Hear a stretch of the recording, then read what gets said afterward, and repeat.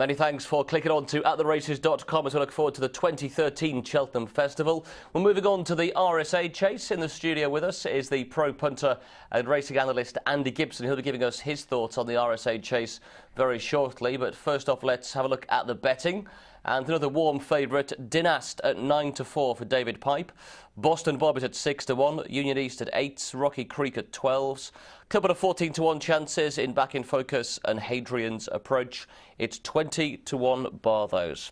So RSA favourite is Dynaste, and he's trained by David Pipe. Yeah, he's been very good. Done nothing wrong. 3 out of 3, over 2.5 in the 3 mile. Showed a good turn of foot. He's been impressive, rock solid, and we hope we can try and keep it that way. I mean, for a novice to jump well is one thing, but he's exceptional. Whether he's long or short, he's just brilliant, isn't he? Oh, he's neat. He's good. He's a good traveller in his races as well. Probably makes jumping easier for him, and obviously got a very good engine. Given that you could change conditions, what would be absolutely ideal for him at Cheltenham? Good to soft ground. I don't know. Yeah, I think ground isn't a problem for him really. He goes on most types of ground, and they'll make sure it's safe at Cheltenham. So that's all we want. He seems to be as well coming out of his races. He seems to be bouncing. He's a horse who enjoys his racing, isn't he? He's full of beans, yeah. As you could see walking round earlier, that he's full of it, and so we've got to try and keep the lid on till Cheltenham now. So David Pipe there with the chances of Dynaste. And Andy, there are many horses talked about as festival bankers. He seems to be in that category on the back of his 3 wins to date. Yeah, and I think he's one of the strongest favourites for the race, for the Cheltenham Festival. I think he's got more in hand against his rivals in comparison to, say, someone like something like Hurricane Fly. He's a bigger price than Hurricane Fly, and I think that's due to the natural bias that punters have against inexperienced novice chasers. There's always that sort of, I think there's an over-worry that they're going to fall or something's going to go wrong, and I think he's head and shoulders above the field in this race.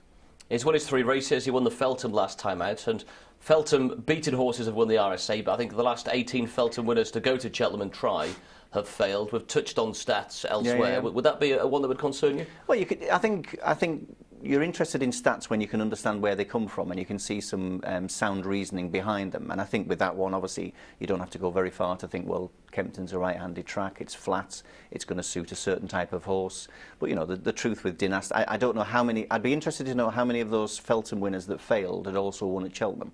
And he's also won at Cheltenham. And obviously, he beat Fingal Bay earlier in the season and Union East. Jumped immaculately that day.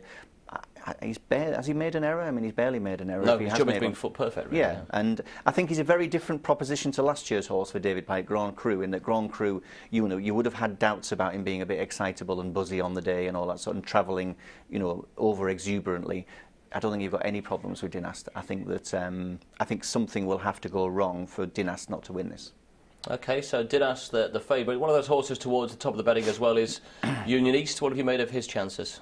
Well, for a Dom Alcor, he did really well to win as a 4-year-old, because you know you would think that the horses from that sire would tend to improve with age. So he's clearly a very, very good horse for the future. Possibly lacks a bit of quality to beat an informed Dynaste. And I think he was a very fortunate winner last time out, where I think Hadrian's Approach was probably worth 2 or 3 lengths over him. Perhaps the faster pace will suit him, but the day that he won that December Gold Cup at Cheltenham, very few horses acted on the ground that day.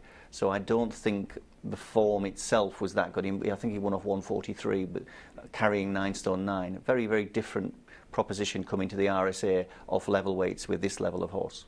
Well, William Mullins has got a strong challenge, and he's got 2 contenders, both who carry the Grim Wiley colours. The first one we can look at is Boston Bob. He ran last time out, and a fascinating ride. He was given a breather off the home turn, having led, and stays on again well close home here, Andy, which I think would argue well for him stepping up to 3 miles. It would, and I think you're being very kind there saying he was given a breather on the home turn. I think from the second last, I think when 3 horses finish totally legless, I think the percentage call has to be that the 3 of them just simply went too quick and took each other on from the uphill part from the second last. I think there was an element of him winning this race by default. The fact that there's 4 horses in a line, they're probably not all RSA contenders. He doesn't look like he's got the speed to win a Gibson. He doesn't look to me like he's got the quality to win an RSA with Dynaste with an informed Dynaste in the race. And he ran almost a similar race that day to when he was second in the Albert Bartle last year. He didn't travel for a long way, and picked up close home and stayed on almost. Yeah, that's a good point. And so, again, he's another horse from that stable that's had a lot of positives, you know, in the press around him, a lot of hype around him. But if you look at his form, he hasn't looked that quick, has he? No. And you compare that to Dynaste, and you simply can't compare it to Dynaste. There's a world of difference. And his stablemate also hasn't looked that quick either. This is Back in Focus. We can see him here at Christmas time, and he just gets up to force a photo finish with his stablemate, A Up Charlie. Well, this is painful viewing for me. I had one of my biggest bets of the year on A Up Charlie at 10-1 here, and of course it was one of the few occasions that I didn't bother trading out at a short price, so I was very sensible this day. Back in Focus again looks far too slow to trouble an informed Dynaste. One of these, presumably, Martin will go for the 4 miler, do you think? Or one of them could go for the Gibson, I guess. A Up Charlie could drop back. I can't believe Back in Focus would go for the Gibson. I think he's going to need every yard of 3 mile one. I think Boston Bob will need the 3 miles plus, but one of them presumably will maybe go for the 4 miler. One of them go for this. I think they'll probably run well. I don't think there's that many contenders in the race, but I think there's probably, of the each-way horses, I think there's certainly better value than Boston Bob. He does just look a bit of a plodder Back in Focus, and well, another one who's very ground dependent on what we've seen so far. Definitely, definitely. Of the two, you would say that.